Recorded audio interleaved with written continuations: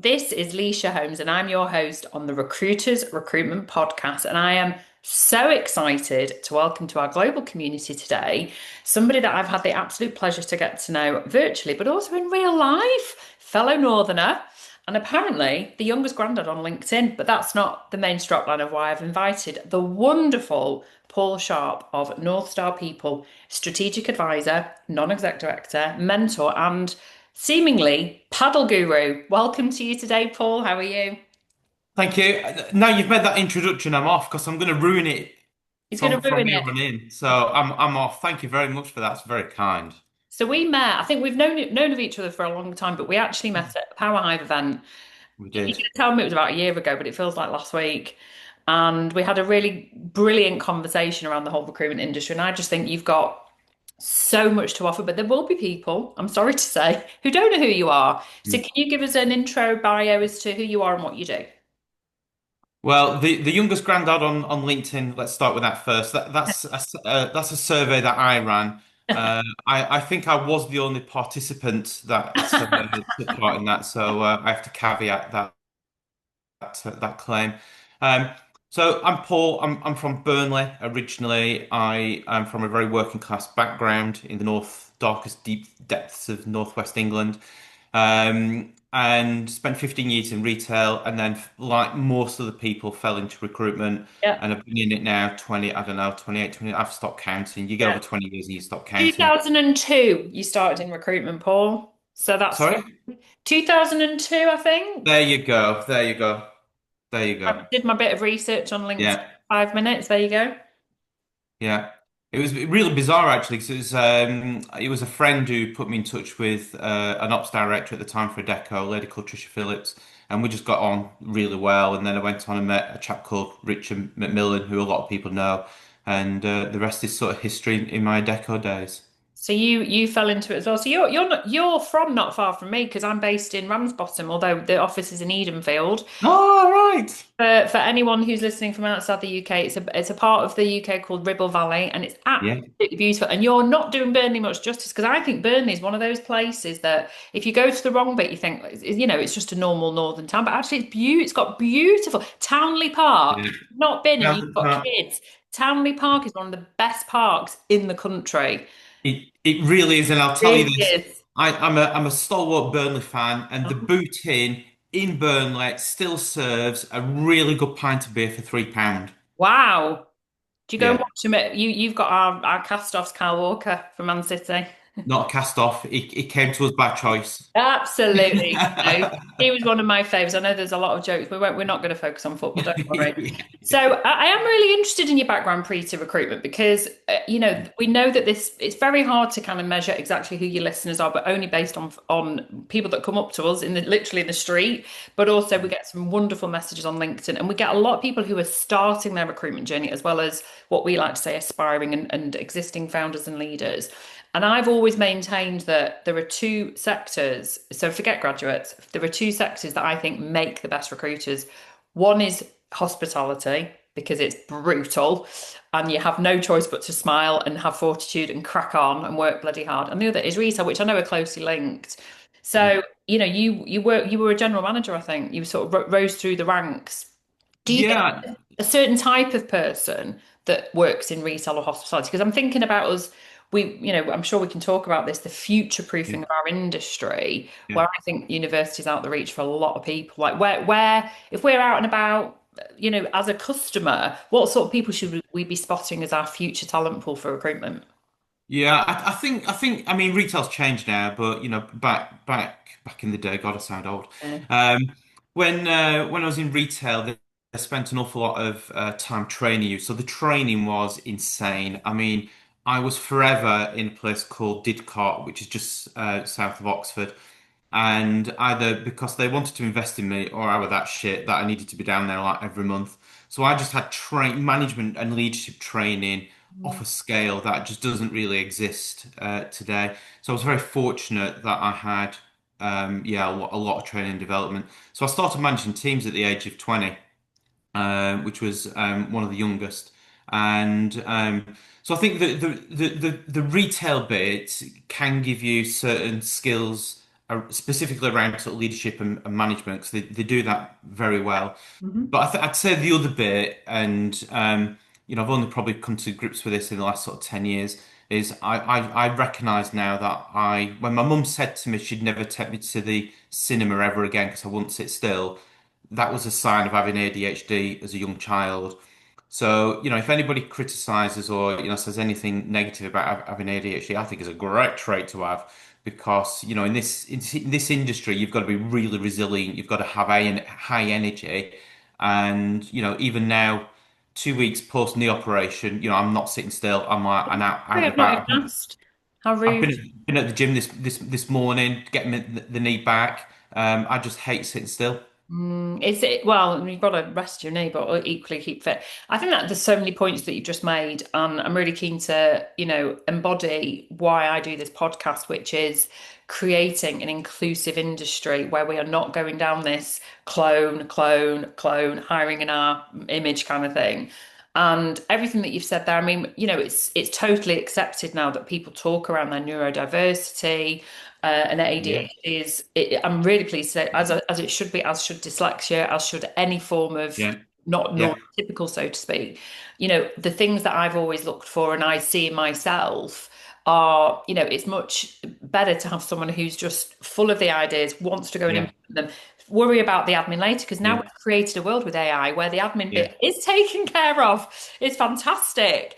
But it's yeah. really interesting that you say that because, how does somebody listening to this now that maybe has got a child, maybe an adult child or a sibling or a friend or it's Yeah, themselves going, right, everything you've said there's me, but how do I apply? How do I go about doing it? Because yeah, I'll give you an example. I've got one of my daughter's friends at the moment. He's all the things you've described. He's bright, he needs to earn money, he's very driven, he's yeah, got real point to prove. Like he's a future recruiter, 100%. But yeah, every time he tries to apply, he's like, can you just send us your CV? And it's like, his yeah, CV shit. yeah, So what are we doing? We need to think about that as employers. It's more of a rhetorical question of we don't just want people just to be clicking a button to apply. We need people to do the old fashioned picking up the phone, knocking on the yeah, door, yeah. introducing ourselves and sort of putting yourself out there. What are your thoughts on that, Paul? I agree with all of it. I think for me, I go back to, if somebody's got the ability to build rapport quickly, have a conversation, a bit like what we're doing now. So, we've only physically met once, but gosh, we're chatting away as if we know Yeah. each other and we've known each other a long time. It's that ability to just build rapport and to make people feel at ease and comfortable with sharing information. The Yeah. rest of it, for me, flows, whether it be the candidate or the customer. Mm, It's that listening and the ability to build rapport. The ADHD bit, what I would say to anybody is it's understanding the implications or the consequence. So a consequence of ADHD is, you can be, doing lots of things, but maybe not complete anything. So I've had to work really hard on being a starter finisher. So when I start a project, I know my natural inclination is to go, oh, it's 80% right, it'll do. So I've got to challenge and push myself, knowing that it's got to be 100% right. So it's just being, I guess, emotionally aware of the positives, but yeah. also the blind spots that you have or your Yeah. natural behavioral style, and therefore plug in your gaps. Whether you plug it yourself or you get, one of your team to plug it, it's just understanding you've got a gap. Yeah. I'm laughing and smiling at if you're listening, which most people do.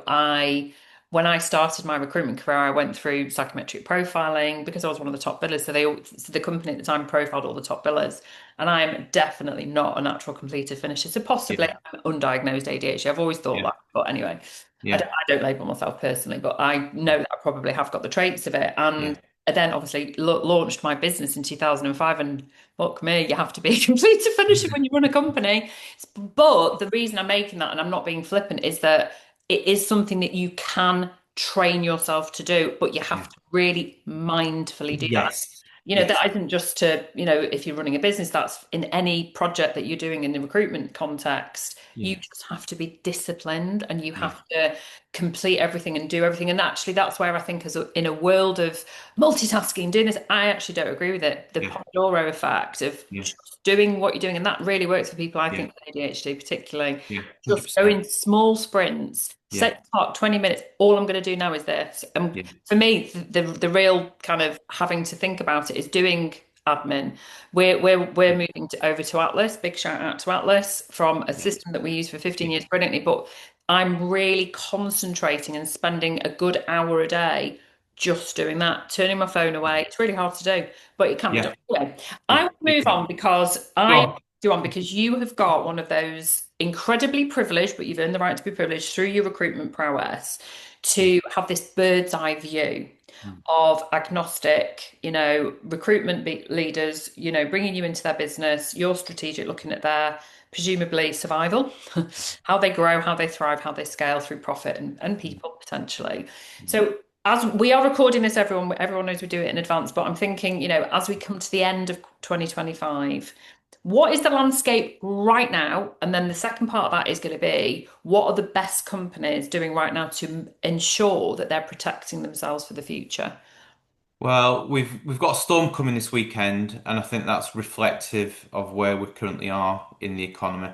So you posted a great post the other week, which I thought was spot on. So I am going to replicate a little bit of what you said, which is, the market has not changed. It's not got better. If anything, it's got slightly worse. Um, and looking forward, nobody's predicting much is going to change. I'm going to caveat that, by the way, and I'll come back to that. So I'm going to say not much is changing. So I think for most recruiters, it's about looking at what you can influence. We spend a lot of time spending energy in conversations about what we're anxious about, what we're worried about, but we focus less about the things we can control. Whether it be the what's happening with the government, or in America, or in Ukraine, or the Middle East. We've just got to focus on the stuff we can control. And there are some massive opportunities in the recruitment industry, but there are two or three really key trends which I think is really important. Okay. The first one that I'd say is customer loyalty is getting less, it's not getting better. So we know that customer retention, the average agency in the UK had about 50% retention, just under. We now know it's about 40. So customer loyalty is getting less. Now that's a big thing, right? Because for every 10 customers you build this year, you're going to lose six. So Mm, that presents a massive opportunity, mm, but equally a big challenge. yeah. I think some of that is driven by organizations Mm, because of how they're engaging their agencies. But I also think there's a big part here that there's not a lot of difference between agencies. When people go, I'm niche, or, it's my people. I mean, that's just bollocks, right? yeah. Because everybody's saying the same Ah, shit. yeah, totally. There is not a lot of people doing stuff different. Less than 15% of recruitment agency owners have innovated with their customers in Mm, the last 2 years. wow. So Yeah. if you want to do something different and you want to stand out, just innovate. Mm, But a lot of agency owners are procrastinating yeah. with this innovation, and I'll come back to that. Mm, The second one, which honestly, this really winds me up, right? We know the average fill rate is around 30%. yeah. Hmm. So 7 days out of 10, Yeah. You're wasting your time. recruiters are working for free. Right. For Hmm. free. Yeah. What the actual I know. fuck? I know. So, and that's not all in their control. Sometimes organizations put roles on hold, they change the roles, they pull the budget, somebody leaves, somebody moves, they fill it internally, they fill it through a referral, they fill it through a direct, they fill it through another agency, the agency doesn't fill it themselves. So, myriad of different reasons. However, we're still working 10 roles and only filling three. Yeah. So those two factors for me are a massive area of opportunity. And Yeah. if agencies are not working out whether that's a problem in their business, and I mean proper benchmarking and working it out, and having some form of business objective, a smart objective for 2026, I really feel they're missing out. If they Yeah. haven't got a problem, they go looking Yeah. elsewhere. But those are two common areas. I mean, I think it's really poignant actually. We go into Manchester once a week and fill the day with existing clients and new clients and maybe place candidates. It's a gorgeous day, and we had that Yeah, conversation this week around customer attraction and how much it actually costs to acquire a new client. I beg your pardon. And so, from what yeah, you're saying there, based on your statistics, you're saying that 60% of my business is not going to return to me, and out of the correct. 40% that is going to return to me, only 30% of it's going to get filled. My Yeah, maths brain, that's where my brain can't work that out. yeah, I'm sure there's lots of people that yeah, probably can work that out. But Jesus Christ, so basically, I'm probably working one day out of five to earn any money, but I'm working, yeah, but I would say roughly 20%. That's yeah, ridiculous. It's just, yeah, and can I add another layer, which you've not yeah, mentioned? Contingency. yeah. We're doing it contingency So, still.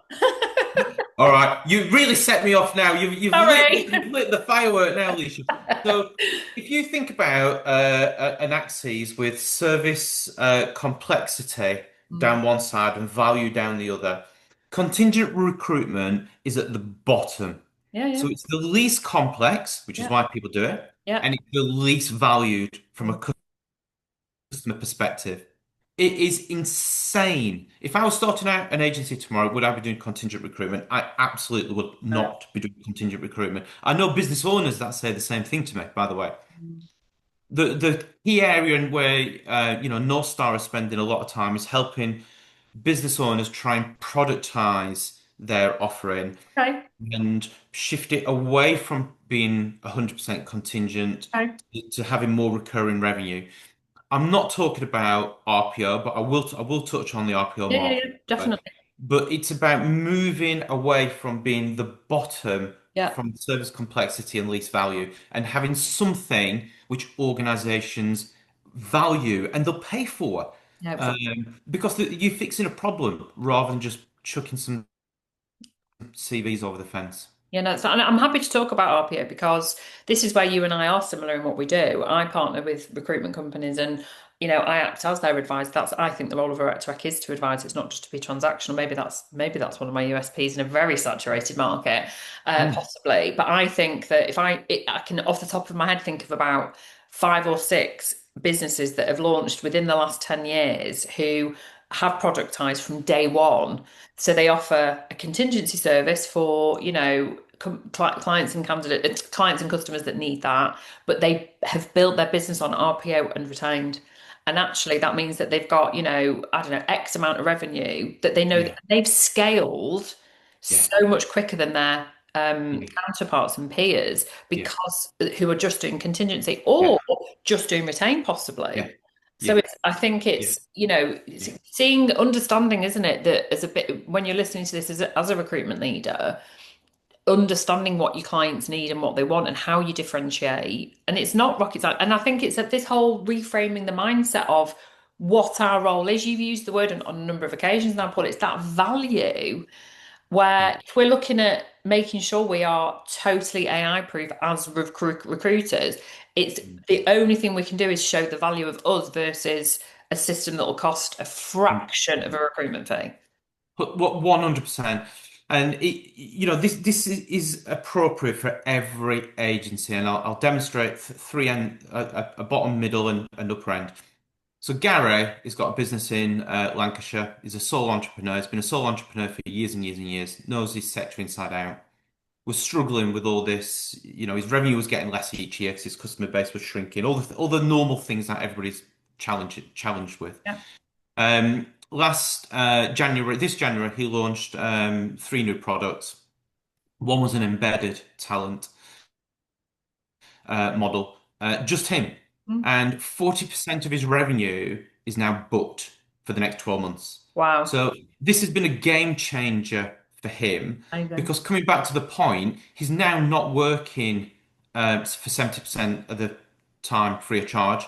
He's still got an element of it because he's still doing contingent recruitment, but his business is less contingent recruitment and now recurring revenue. Customers bloody love it Of course because they they're do. almost getting a fractional, where they can't afford a full-time recruiter, they're now getting like a fractional, really experienced Yeah. recruiter for one or half a day a week or 2 days a week. The customers are loving it. He's getting great feedback. He's less stressful. He's less worried about the revenue and everything else.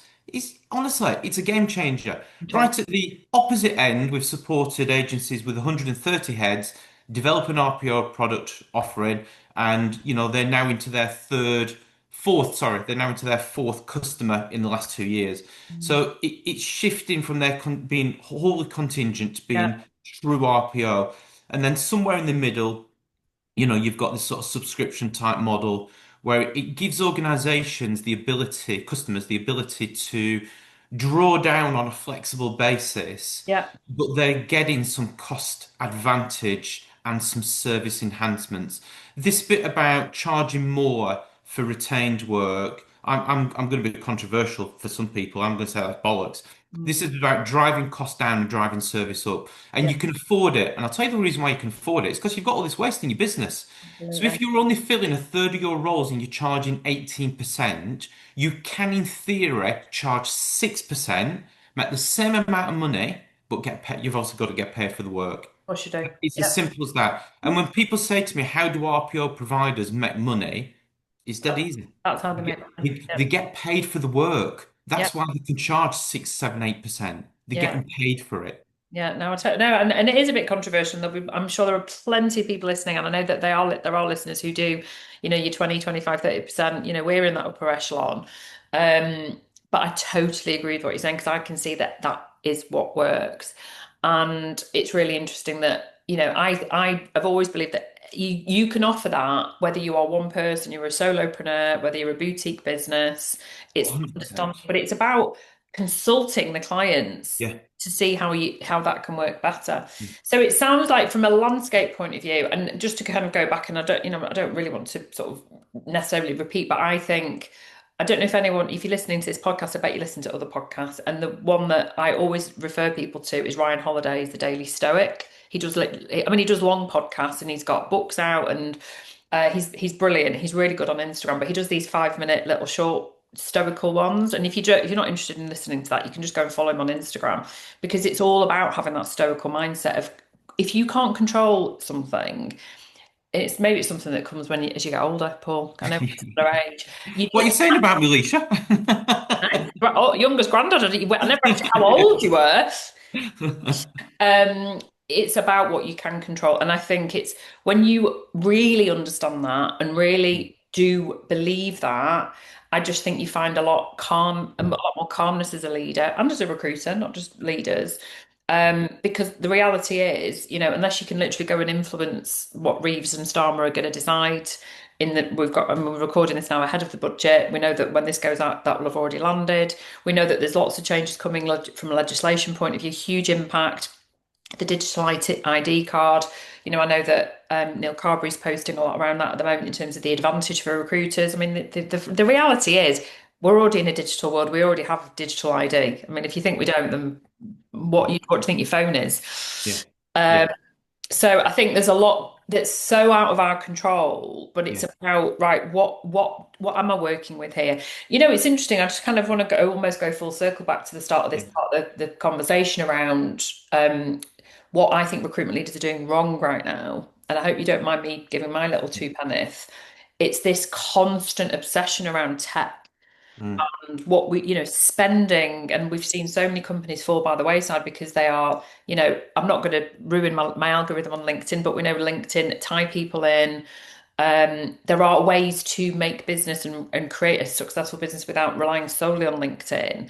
And it's this, shiny new toy. Oh, I need this chatbot and I need this and I need that. Instead of going, actually, whoa, whoa, whoa, let's just stop and look at what we're doing. What's your observation on rec tech? Because I don't want to be uncool saying don't do it. Of course you have to do it. We've invested in the right tech, but literally 2 or 3 subscriptions, that's it. Yeah. I'm going to revert back to facts. So if you go back 20 odd years, a recruitment agency, a third of their GP, gross margin, was paid to people. So it's people costs. A third was head office, back office costs, Yeah. tech costs, and a Yeah. third was profit. Yeah. We're now making 18p in the pound. So it's almost halved. Ugh, That's the net profit agencies make. So where's the other bits gone? We know the people costs have risen to around 40, yeah. 45%, depending on where you are in the country. The rest of it is tech. it's ballooned. But here's the killer. The average margin that a recruiter billed 25 years ago was 120 grand. Yeah. What is it today? It's 120 grand. Oh, So tech has not not added anything. generated more revenue per head. Yeah. Now, if you're a tech provider, you might say that's because agency owners don't embrace it enough. They don't train people. They don't use it. They Mm, do the shiny new toy, then don't, leverage the capability. And they might be right. mm. However, whatever the cause, whatever's happened there, the fact is it hasn't driven revenue. I've been in a WhatsApp group this morning and somebody's talking about LinkedIn. And I've just gone back and said the reality is you can have all this tech, you can do all this, but the reality is recruiters still only filling 20% of the job through the CRM. Absolutely. So you can have whatever you want, but unless you've got something unique, why would a customer value it if you're just going out to job boards or LinkedIn or you're doing outback? You've got to have Yeah.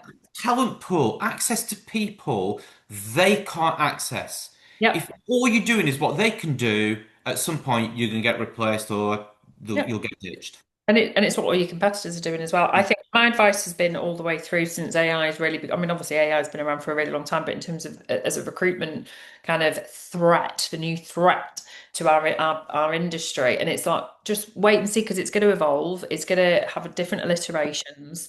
Try as many demos as you can. Don't sign up to things. Go and speak to their existing customers. Ask them what it's like. I mean, I am a huge believer that not every tech is going to be right for every single business. And what everything that you've said there, I think it has to come down to the ROI. Yeah. But equally, Mm. well, nobody has a crystal ball. We don't really know what the future looks like. I mean, everyone's talking about it, and Mo Gawdat's talking about it, and Stephen Bartlett's talking about it. But the reality is, none of us really know, and it's all around adoption, right? It's all around as humans what we're going to adopt, what we're going to actually want for ourselves, for Yeah. our children, our grandchildren, in your case. So that's really interesting. So we've talked a lot around sort of, I'd say the sort of harder skills, the sort of the commercial side of it. But when you're working with some of these leaders who are, certainly open to, what we can do to improve ourselves, are there key traits on mindset or that you see that make a better leader or that we can try and enhance ourselves? And what would your advice be based on that? Because the reality is that it's an absolute minefield at the moment out there from all this rep tech, everyone posting how amazing they're doing, and it's like, oh, they're doing amazing. I should be doing this, I should be AI in this, chatbot in this. Like, how does someone keep hold of a positive or get a positive mindset? Mm. Well, I think I mean, it's got harder and harder is the answer. But to try and pick up on, what do I see? I see that the agency owners, business leaders who have a higher level of emotional intelligence are the ones that are able to work out what they're doing well, what they're not doing well, and be very open about what they're not Yeah, doing well, and seek support or help or training or development in the areas where they need to do better. All this bit about, different generations and, snowflakes. I mean, it's just like, oh, for fuck's sake, just cut. If rather than you think everybody's got to adapt around you, you adapt around everybody else. So this is about developing yourself as a human being, whether it be, as a dad, as a granddad, as an uncle, mum, auntie, uncle, whatever, business leader, business owner, team leader, manager. It's about taking responsibility, right? And the challenge is that the challenge for more agency owners is when they get in there, they do give training. It tends to be business development training, by the way. 85% of training is business development. Now, bearing in mind, by the way, that we've just said customer retention is shit. Why the hell do we not spend more on account we're management going and to come back. retention? We're going to You come know, back to this when you finish just the like comment. mind blowing. But anyway, they spend less than 5% on themselves. Now, I have, led businesses. I am a bit mortified to say that I probably was one of a very similar profile. I was a little bit arrogant, probably thought I knew it all, didn't believe I needed any outside help or outside coaching. Um, and then I was not asked, I was told to have some executive coaching in my 40s. So I went there begrudgingly, but it was actually the best thing that ever happened to me. Good. I wish if I had my time again, I hadn't been such an arrogant arsehole thinking I knew everything and didn't need any help from anybody because I knew everything. And I wish I'd have had some development earlier on in my life. If I had, I think I could have actually been a better leader, and I think I could have run a fairly bigger business than what I was running. So it's a bit of a missed opportunity. So if there's Oh, one bit I would say to people is don't be Paul, just be something different, get some external support, external help, and you'll do better for sure. Because this is what these people do. It's no different to my knee that I was telling you about. You know, I've been into a physio. He's given me a strict regime. I'm 2 weeks post-operation. I'm struggling a little bit, and you know why? It's because I didn't follow the fucking advice. oh well, there you go. And what a Winging dickhead! it, What winging a it. We dickhead! are. I think, I mean, look, there's a couple of points, and I want to just come back before we finish to the training element on BD particularly, because I think that's a really salient point to finish on, is that, it's so important to prioritize your own self-development. And, I am horrified because I've got a cohort of trainers who are, some of them are freelance, some of them are, permanent employees who, I mean, I've seen some of them at the Recruiter Awards, some of them just message me on WhatsApp, some of them are on my fractional portfolio, which is fantastic. I cannot believe how poor as an industry we value training and development as a Yeah, part of the yeah, job. yeah. And I've had, I won't name names, but there's someone who runs a very successful training company, and they have had, so we're now well, I saw them at the end of September at the Recruiter Awards, and they said in 2025 they've had zero training workshops for trainees. Zero. What the fuck are we doing? What are we doing? And yet you're going to go and spend how much on your subscriptions to your tech, but you've got no one using the tech because you're not training them on how to do the job. So I'm just like, if you're listening to this, well, you are listening to this because I say that very often, and I listen back to me saying that, and I think, of course you're listening, listening. I need to shut up sometimes with my little catchphrases. I annoy myself. Why are we not prioritizing Yeah. training? It should be what percentage should it be of our reinvestment into our business as leaders? How much should we be spending on training and development? Well, people do it different ways. You know, I know some organisations that will publish as a benefit. You know, you'll get each employer will get 2, 3, 4,000 pounds worth of training per year. So some people do that, and some people open it up and say, you know, you decide what you want the training on.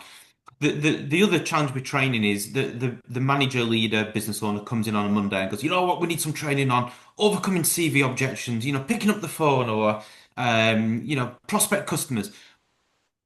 What they don't do is do it bottom up. They don't speak to other people and go, fill this training needs analysis form in. There's 70, 80 questions here. Everything's broken down in granular detail. You tell me out of 10 where you think you are. I'll mark it. We'll sit down and we'll have a conversation why I think you're a 3 and you think you're a 9, or you think you're a 3 and I think you're a 9, the other way around. And then you know what? We'll pick out the areas where we agree you've got some Develop. training needs, and we'll build a training program around what you need rather than what I think. That's a key difference. Oh my God, let's just hang that there for a minute. 100%. Right. Your action point, leaders listening, do this. Please do this because why are you wasting your very precious spend doing anything other than that? And now is a perfect opportunity to bring in that little bit that I remember. I'm very impressed with my brain. Why are we so fixated on pure BD, which I've been saying this since the world shifted in 2023 when anyone that was anything other than a 360, i.e. delivery, account management, headhunters, they are really struggling to either find a new job if they've been made redundant or their job's at risk or they're being told you've got to BD, you've got to BD. And I'm like, wait a Yeah, minute.